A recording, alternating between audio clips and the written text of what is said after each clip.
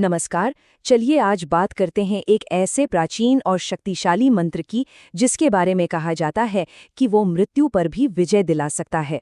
महामृत्युंजय मंत्र। आइए इसकी उत्पत्ति, इसके गहरे अर्थ और इसकी शक्ति को परत दर परत समझते हैं। तो यही वो पवित्र ध्वनि है, यही वो मंत्र है जिसके बारे में आज हम गहराई से बात करने वाले हैं। इसे महामृत्युंजय मंत्र भी कहते हैं और त्र्यंबकम मंत्र भी। तो चलिए शुरू करते हैं। देखिए, किसी भी चीज की शक्ति को समझने के लिए सबसे पहले उसकी जड़ों तक जाना बहुत जरूरी होता है। और इस मंत्र की जड़ें तो हजारों साल पुरानी हैं। ये कोई ऐसा वैसा साधारण मंत्र नहीं है। इसकी सबसे बड़ी खासियत ये है कि ये चारों वेदों में मिलता है। ऋग्वेद, यजुर्वेद, सामवेद और अथर्ववेद में भी।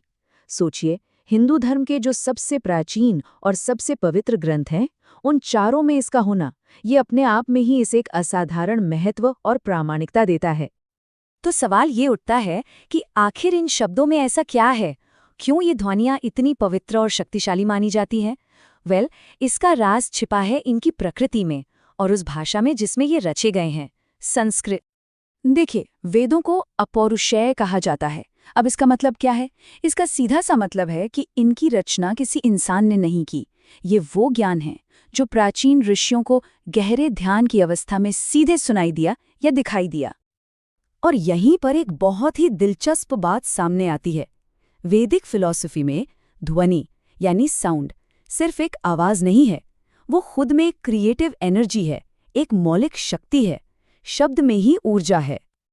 और इसीलिए मंत्रों का सही सही उच्चारण इतना जरूरी माना जाता है, क्योंकि ये सिर्फ बोलना नहीं है, ये असल में वाइब्रेशन का एक विज्ञान है। संस्कृत भाषा को इस तरह से डिजाइन किया गया है कि उसकी ध्वनियां हमारे शरीर के कंपन को ब्रह्मांड की ऊर्जा के साथ एक सीध मिला सके। तो जब ध्वनि में इतनी शक्ति है तो जाहिर है इसके शब्दों का अर्थ भी बहुत गहरा होगा। तो चलिए अब इस मंत्र के अर्थ की परतों को खोलते हैं और समझते हैं कि ये असल में क्या प्रार्थना है। इस मंत्र के अंदर असल में दो बहुत गहरी प्रार्थनाएं छिपी हुई हैं। एक प्रार्थना है इसी जीवन के लिए, बीमारी, दुख और हर तरह के डर से सुरक्षा के लिए। और दूसरी प्रार्थना है परम मुक्ति के लिए, यानी जन्म और मृत्यु के इस चक्र से ही आजाद हो जाने के लिए। और ये प्रार्थना जिस तरह से की गई है वो कमाल की है। इसमें एक एनोलॉजी, एक रूपक का इस्तेमाल हुआ है कि जिस तरह एक पका हुआ खरबूजा बिना किसी जोर जबरदस्ती के बड़ी ही आसानी से अपनी बेल से अलग हो जाता है, वैसे ही हमें भी मृत्यु के बंधन से मुक्ति मिले। ये मुक्ति डरावनी नहीं बल्कि स्वाभाविक और शांतिपूर्ण हो। ठीक है, तो हमने इसका अर्थ तो समझ लिया, लेकिन अब सवाल ये है कि जब कोई इन पवित्र ध्वनियों का जाप करता है तो उसका शरीर, मन और आत्मा पर असल में असर क्या होता है? वेदों में इसे एक बहुत शक्तिशाली नाम दिया गया है, मृत्यु संजीवनी, यानी वो जो मृत्यु पर भी विजय दिला दे। पारंपरिक तौर पर यह माना जाता है कि संकट के समय में ये मंत्र इंसान को अंदर से हिम्मत देता है, एक मानसिक शक्ति और स्थिरता देता है। कहा जाता है कि इसका जाप मन पर बहुत शांत और गहरा असर डालता है। ये डर, डिप्रेशन और चिंता जैसी नेगेटिव भावनाओं को कम करता है। शरीर में एक सकारात्मक ऊर्जा का प्रवाह बढ़ाता है, हमारी जीवन शक्ति यानी प्राण का पोषण करता है, जिससे एक आंतरिक संतुलन पैदा होता है। और देखिए, दिलचस्प बात यह है कि ये सिर्फ पुरानी मान्यताएं नहीं हैं।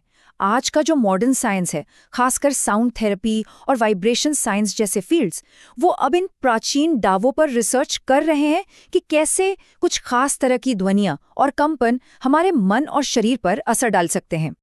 तो ये तो हुई इसके गहरे अर्थ और प्रभाव की बात, लेकिन आम जिंदगी में, रोजमर्रा में इस मंत्र का इस्तेमाल कैसे होता है? परंपरा में इसके बहुत व्यवहारिक उपयोग हैं।